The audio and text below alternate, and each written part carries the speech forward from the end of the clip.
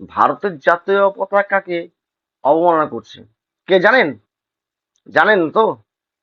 ছোট্ট একটি চুনোপুটি দেশ বাংলাদেশের কিছু ছাত্রী বাইকার আছে, যেসব বাইকগুলো আমরা সাধারণত টয়লেট করতে ব্যবহার করে থাকি। তো সেই সকল বাইকাররা ভারতের জাতীয় পতাকাকে বাইকের পাদানিতে লাগিয়ে মহান শাস্তি যাচ্ছে, নিজেকে অনেক কিছু ভাবছে। আমি বেশি কিছু বলবো না, কয়েকটি কথা বলবো ভাই। যদি ভারতবর্ষের 1/3 মানুষ হিসু করে দেয়, বাংলাদেশ ডুবে যায়। আপনারা অন্যের দেশকে অসম্মান করতে জানেন, কিন্তু আমরা তো জানি না, কারণ সেই শিক্ষা আমাদের সংবিধান দেয়নি। আমরা অন্য দেশকে ছোট করি না। তো একবার ভেবে দেখুন, শুধু একটি বার ভেবে দেখুন, 140 কোটি মানুষ, 101 কোটি মানে ভারতীয়দের বাড়ি রয়েছে। প্রত্যেক বাড়িতে একটি করে টয়লেট রয়েছে।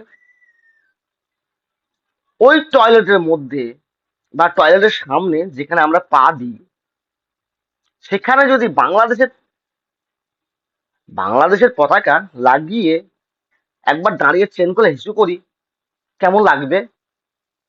ভাইরাল করতে হবে না, ভাইরাল অটোমেটিক হয়ে যাবে।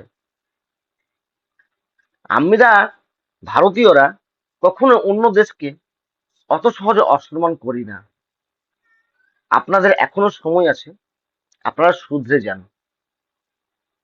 বাংলাদেশ বাংলাদেশ সম্বন্ধে আমাদের বেশি বলে লাভ নেই। সামান্য আপনাদের যে যাদেরকে নিয়ে আপনারা খুব মাতামাতি করছেন, পাকিস্তান ঠিক জায়গা মতো না গিয়ে মানে ভরে দিয়েছে। একটা কথাই বলবো, জাতীয় পতাকা অবমাননা করবেন না, বিশেষ করে ভারতীয়দের।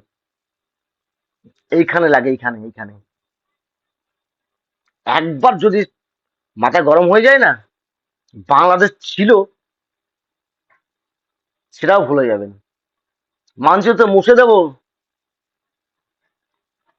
আর হুঁশিয়ার সঙ্গে বলছি, হুঁশিয়ার দিয়ে বলছি, ভারতের জাতীয় পতাকা অবমাননা করবেন না।